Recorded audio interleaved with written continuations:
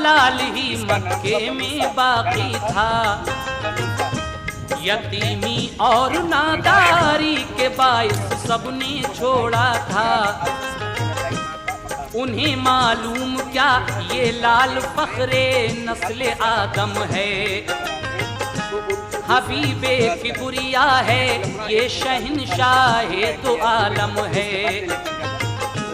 हलीमा ने जो देखा मुस्तफा को दिल मचल उठा, वो आई लौट कर खेमे में तो शौहर से ये पूछा, कोई बच्चा नहीं हमको मिला घर में अमीरों के, जो पहले आ गई वो औरतें ले आई सब बच्चे।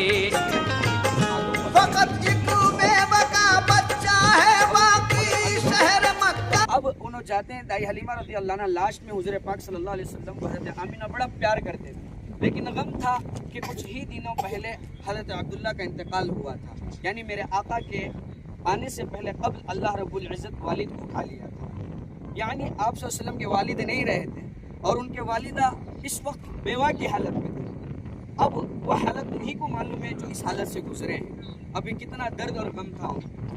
तो ऐसे मौके पर क्या हुआ है, हज़रत दाई हलीमा रज़ी अल्लाह अन्हा उनसे लेते हैं, दादा से और उनके वालिदा से लेकर, जब ऊँटनी पर, कमज़ोर ऊँटनी पर मेरे आका छोटे थे जेकर जिसे ही बिठाना था, ऊँटनी में इतनी कुव्वत आई अल्हम्दुलिल्लाह। ये भी एक करामत भी आप कह सकते हैं अल्हम्दुलिल्लाह कि आप सल्लल्लाहु अलैहि वसल्लम सबसे पहले आप सल्लल्लाहु अलैहि वसल्लम क्या करें, आप सल्लल्लाहु अलैहि वसल्म को लेकर यहाँ पहुँचे और आने के बाद उनकी एक जो छेली थी तो उसमें से दूध भी उन्होंने अल्हम्दुलिल्लाह आप सल्लल्लाहु अलैहि वसल्लम के कदम से इतनी बरकत हुई कि अपने घर के सारे प्याले जो थे सारी चीज़ें भर गई और फिर उसके अलावा अल्हम्दुलिल्लाह लोगों में भी तकसीम किए। तो आप सल्लल्लाहु अलैहि वसल्लम की आमद से बहुत सारी बरकतें आई, ये आप सल्लल्लाहु अलैहि वसल्लम की अलामत थी।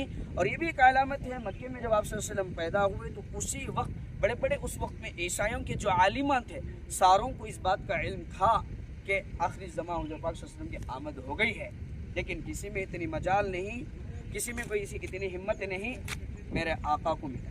कोशिशें तो किए, अभी भी कर रहे हैं, क़यामत तक भी करेंगे, लेकिन मेरे आका की शान को कोई भी मिटा नहीं सकता क़यामत तक, चाहे वो मोहब्बत रख के सुने या ना सुने, चाहे अमल करे या ना करे, लेकिन मेरे आका ही है। तो इनकी मोहब्बत भी हमारे सीनों में होना चाहिए, वो जज्बात भी होना चाहिए। जब भी कोई चीज़ मुझे पसंद ना हो तो वो हो तो कैसा मैं बर्दाश्त नहीं करता, ऐसे ही मेरे आका की सुन्नत के खिलाफ वर्जी भी हो तो मुझे अंदर से वैसा ही होना चाहिए। हकीकत है, हमें नबी की उम्मत ही है,